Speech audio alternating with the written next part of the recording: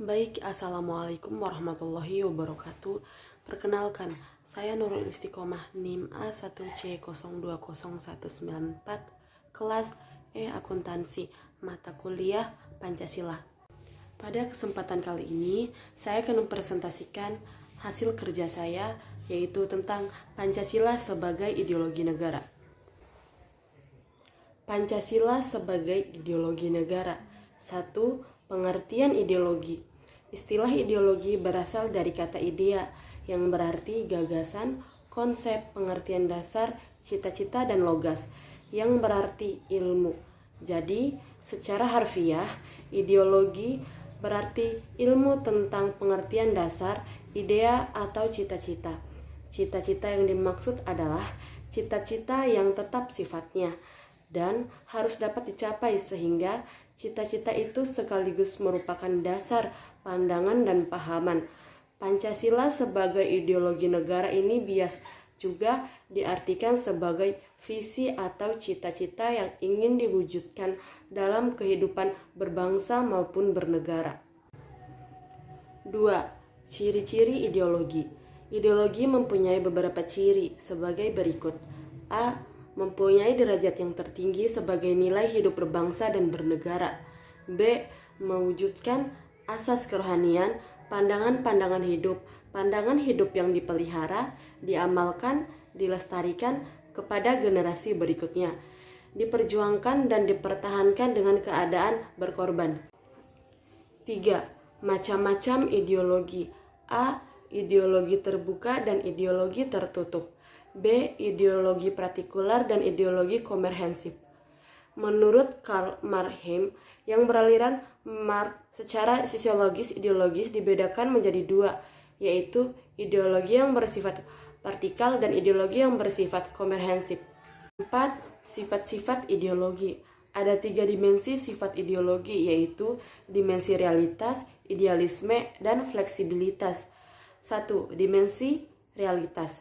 Nilai yang terkandung dalam dirinya bersumber dari nilai-nilai yang hidup dalam masyarakat, terutama pada waktu ideologi itu lahir. Sehingga mereka betul-betul merasakan dan menghayati bahwa nilai-nilai dasar itu adalah milik mereka bersama. Pancasila mengandung sifat dimensi realitas ini dalam dirinya. 2. Dimensi idealisme. Nilai-nilai dasar dalam ideologi tersebut mengandung idealisme yang sumber harapan tentang masa depan yang lebih baik melalui pengalaman dan praktek hidup sehari-hari. 3. Dimensi fleksibilitas, yaitu ideologi yang memberikan keluasan yang memungkinkan kepada penerus bangsa diperjuangkan dan dipertahankan dengan jiwa nasionalisme. 5. Fungsi ideologi. Fungsi utama ideologi dalam masyarakat menurut lembaran Surbakti 1999 ada 2, yaitu sebagai tujuan atau cita-cita yang hendak dicapai secara bersama oleh suatu masyarakat, dan sebagai pemersatu masyarakat, dan karenanya sebagai prosedur penyelesaian konflik yang terjadi dalam masyarakat. Soejanto Poswardojo menemukan ada beberapa fungsi ideologi, yaitu 1. Memberikan orientasi dasar dengan membuka wawasan yang memberikan makna serta menunjukkan tujuan dalam kehidupan manusia. 2. Memberikan norma-norma yang terjadi pada pedoman dan pegangan bagi seseorang untuk melangkah dan bertindak.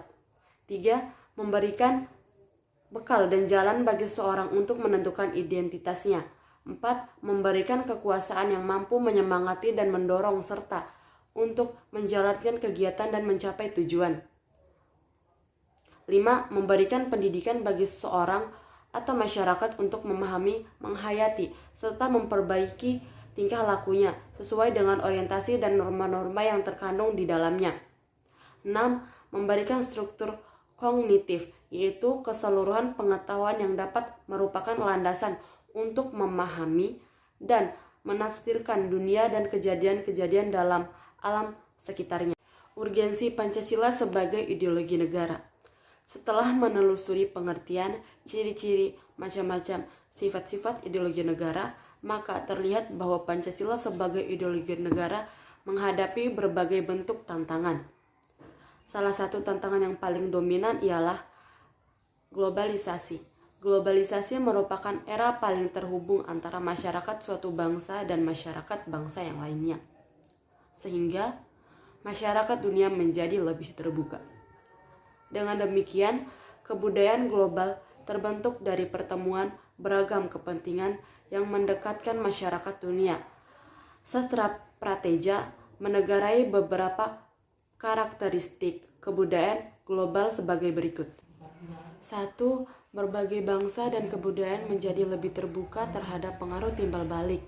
2. Pengakuan akan identitas dan keanekaragaman masyarakat dalam berbagai kelompok dengan pluralisme etnis dan religius.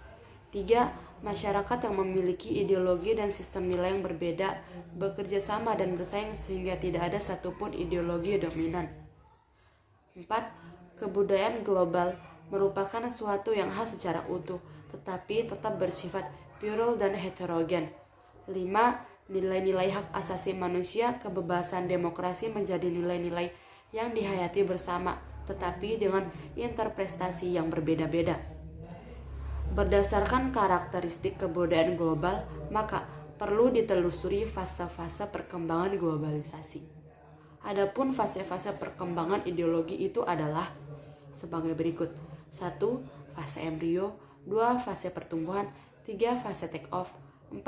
Fase perjuangan hegemoni. 5. Fase ketidakpastian. 6. Fase kebudayaan global. Menggali sumber histori, sosiologis, politis tentang Pancasila sebagai ideologi negara. 1. Sumber historis Pancasila sebagai ideologi negara. Pada bagian ini akan ditelusuri kedudukan Pancasila sebagai ideologi negara oleh penyelenggara negara yang berkuasa sepanjang sejarah Indonesia. 1. Pancasila sebagai ideologi negara dalam masa pemerintah Presiden Soekarno. Pada masa pemerintah Presiden Soekarno, Pancasila ditegaskan sebagai pemersatu bangsa. Penegasan ini dikumandangkan oleh Soekarno dalam berbagai pidato politiknya dalam kurun waktu 1945 sampai 1960. Namun, seiring dengan perjalannya waktu, pada kurun waktu 1960 sampai 1965, Soekarno lebih mementingkan konsep NASKOM, nasionalisme, agama, dan komunisme sebagai landasan politik bagi bangsa Indonesia. 2. Pancasila sebagai ideologi dalam masa pemerintahan Presiden Soeharto. Pada masa pemerintahan Presiden Soeharto, Pancasila dijadikan sebagai asas tunggal bagi organisasi politik dan organisasi masyarakat. 3. Pancasila sebagai ideologi dalam masa pemerintah Presiden Habibie. Presiden Habibie menggantikan Soeharto yang mundur pada 21 Mei 1998 atas desakan sebagai pihak Habibie menghapus penataran P4. 4. Pancasila sebagai ideologi dalam masa pemerintahan Presiden Abdurrahman Wahid. Pada masa pemerintahan Presiden Abdurrahman Wahid, muncul wacana tentang penghapusan TPA, tentang pelanggaran PKI, dan penyebaran luas ajaran komunisme. Di masa ini, yang lebih dominan adalah kebebasan berpendapat sehingga perhatian terhadap ideologi Pancasila cenderung melemah. 5. Pancasila terhadap ideologi dalam masa pemerintahan Presiden Megawati. Pada masa ini, Pancasila sebagai ideologi semakin kehilangan formalitasnya dengan disisakannya Undang-Undang Sisdiknas Nomor 20 Tahun 2003 yang tidak mencantumkan pendidikan Pancasila sebagai mata pelajaran wajib dari tingkat sekolah dasar sampai perguruan tinggi. 6. Pancasila sebagai ideologi dalam masa pemerintahan SBY. Pemerintahan SBY yang berlangsung dalam 2 periode dapat dikatakan juga tidak terlalu memperhatikan pentingnya Pancasila sebagai ideologi negara. 2. Sumber sosiologis Pancasila sebagai ideologi negara. Pada bagian ini akan dilihat Pancasila sebagai ideologi negara berakar dalam kehidupan masyarakat. Unsur-unsur sosiologis yang membentuk Pancasila sebagai ideologi negara meliputi hal-hal sebagai berikut. 1. Sila ketuhanan yang Maha Esa dapat ditemukan dalam kehidupan beragama masyarakat Indonesia dalam berbagai bentuk kepercayaan dan keyakinan terhadap adanya kekuatan gaib. 2. Sila kemanusiaan yang adil dan beradab dapat ditemukan dalam hal saling menghargai dan menghormati hak-hak orang lain, tidak bersikap sewenang-wenang. 3. sila persatuan Indonesia dapat ditemukan dalam bentuk solidaritas, rasa setia kawan, rasa cinta tanah air yang berwujud pada mencintai produk dalam negeri. 4. Sila kerakyatan dan dipimpin oleh hikmat kebijaksanaan dalam permusyawaratan perwakilan dapat ditemukan dalam bentuk menghargai pendapat orang lain, semangat musyawarah, dan pengambilan keputusan. 5. Sila keadilan sosial bagi seluruh rakyat Indonesia tercermin dalam bentuk sikap suka menolong, menjalankan gaya hidup sederhana, tidak menyolok atau berlebihan. 3. Sumber politik Pancasila sebagai ideologi negara. Pada bagian ini, mahasiswa diajak untuk melihat Pancasila sebagai ideologi negara dalam kehidupan politik di Indonesia. Unsur-unsur politis yang membentuk Pancasila sebagai ideologi negara meliputi sebagai berikut. 1. Sila ketuhanan Maha Esa diwujudkan dalam bentuk semangat toleransi antara umat beragama. 2. Sila kemanusiaan yang adil dan beradab diwujudkan penghargaan terhadap pelaksanaan hak asasi manusia di Indonesia. 3. Sila persatuan Indonesia diwujudkan dalam mendahulukan kepentingan bangsa dan negara daripada kepentingan kelompok atau golongan termasuk partai. 4. Sila kerakyatan yang dipimpin oleh hikmat kebijaksanaan dalam permusyawaratan perwakilan diwujudkan dalam mendahulukan kepentingan pengembalian keputusan berdasarkan musyawarah daripada voting. 5. Sila keadilan sosial bagi seluruh rakyat Indonesia diwujudkan dalam bentuk tidak menyalahgunakan kekuasaan untuk memperkaya diri atau kelompok, karena penyalahgunaan kekuasaan itulah yang menjadi faktor pemicu terjadinya korupsi. Sekian presentasi dari saya. Mohon maaf bila ada kesalahan. Wassalamualaikum warahmatullahi wabarakatuh.